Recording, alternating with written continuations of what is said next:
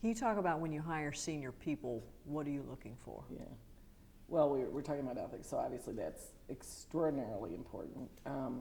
People who are very grounded, I think that's important, really emotionally healthy. Strong people developers. Obviously, we're looking for really people who are very strong in everything we do, which is leadership, engagement, culture, communications, that area. But the other thing that's really important are catalytic learners. So I look for people who love to learn and who can take what they learn to something way bigger. They can synthesize it. They can pull it together and, okay, if we just learned this and it took us to here, now we can combine it with these three things and take it to there. And that's what I think is really critical in a senior person. The world is changing so quickly, and we need to be able to keep ahead of it.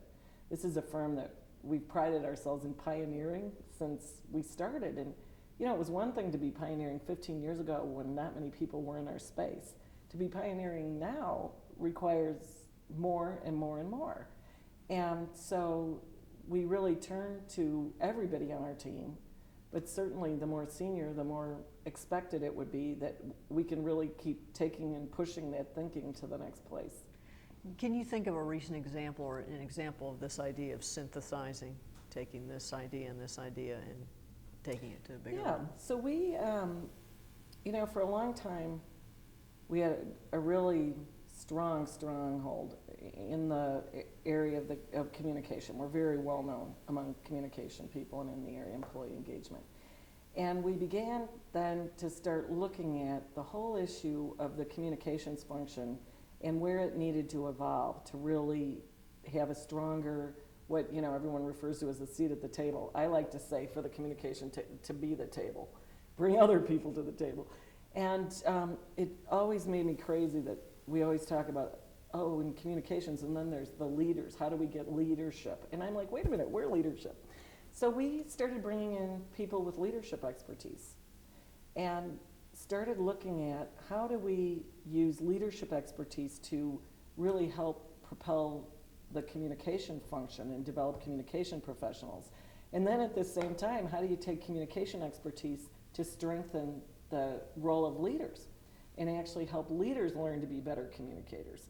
And from that, it enabled us to really begin to look at the whole intersection of reputation, culture, brand, and leadership in a very different way in terms of our offerings. And so we started really looking at all of our offerings that way probably now 8 or 10 years ago. And now, of course, with the new model, all of this is coming up as where the functions need to go. So we're now looking and saying, okay, now we have all that, where are we going next? And how do we continue to stay ahead of this? Okay. Let's talk about the future, I guess, for a couple of minutes here, looking ahead. What do you think are the biggest challenges that face public relations and communications professionals in the next decade or so? What will those be? I think the biggest challenges are going to be how many skills and competencies are required of us, because as you look at where everything is going, we need to be data analysts, we need to be synthesizers, we need to be storytellers, we need to be great people leaders and people developers. We need to really be able to see around corners and really kind of know where the world's going. Those are a lot of varying skills and competencies in one person. And they're very left brain and right brain, which is a difficult combination too, which, by the way, is actually a benefit to women, because there are a lot of studies that women have a much stronger ability to work across both hemispheres of their brain. So there, when we're looking for something for, a nod to the females, we can give them that. So I think just keeping up with all of it and moving more and more as an industry, moving from the people who are brilliant doers and executors to the people who are able to really amass an incredible army of talent is going to be the next big challenge, because we still have many CCOs who really are brilliant writers and brilliant storytellers and have a very critical role in an organization beside the CEO, because they're the person who best crafts the story. And I think we're going to need to give that up. We're going to need to really be the people managers and the functional managers that are driving the business. If you're sucked into crafting the story, you can't do the other job. It just becomes it's just a physics problem, right? You can't, it's a matter of time and space. And so I think that's a challenge right now for us. What are you've talked a lot about the way the industry is changing and the widening, the lengthening list of skills and competencies. And I guess my question to you, though, in this is, what are the enduring truths despite the changes in the industry? What are the enduring truths to you that you've learned in your career that will be true, are true today and will be true in 10 years and 15 years out? The end of the day, people are people. And people want to engage with other people and organizations that they trust, that they feel have a mutual view and path and vision of the world. That to get that kind of trust, we need to be open and transparent. We need to be willing to share, and we need to be willing to listen.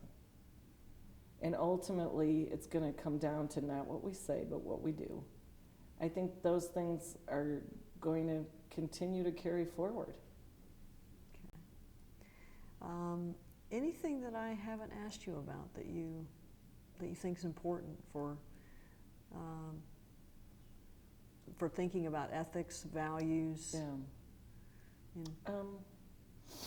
One thing we haven't talked about is really being true to oneself. And I think that for anyone in any field, it's important, but particularly in this field, because we're often in a room or in a situation where there are many different realities brought to the table. And it can be very confusing. There's a lot of ambiguity to many of the discussions that we're involved in. There are many articulate people advocating many points of view. And sometimes we know what the right answer is. Sometimes we have a gut instinct as to what's right. And I think not losing a sense of center really, really matters. So here's where that comes into play. If you really know and you have the facts, you got to stand up and you got to say it, right? Most often, we have some of the facts. That's what we know. There's some things that we feel through our gut, through our experience, through our intuition. You don't want to confuse the two, number one. So never say I know if you think. Get clear. Here's what I know. Here's what I don't know, but my experience would tell me. Here's where we're going to go. And I think staying true to that and not getting waked up in having such a strong point of view that you overstate your facts, or feeling that you don't know enough to take a stance. Either way can be very detrimental. So that getting clarity in that is key. To me, what you're saying really relates back to core values and the Page principles, this idea of authenticity, right? Yeah, well, authenticity is everything, right? Because at the end of the day, who wants to die having been somebody else? Right. Anything else that you want to add? I think we've got through all the questions, but... No, I thought you asked great questions. I think we fun. covered a lot. All right. Thank you. you.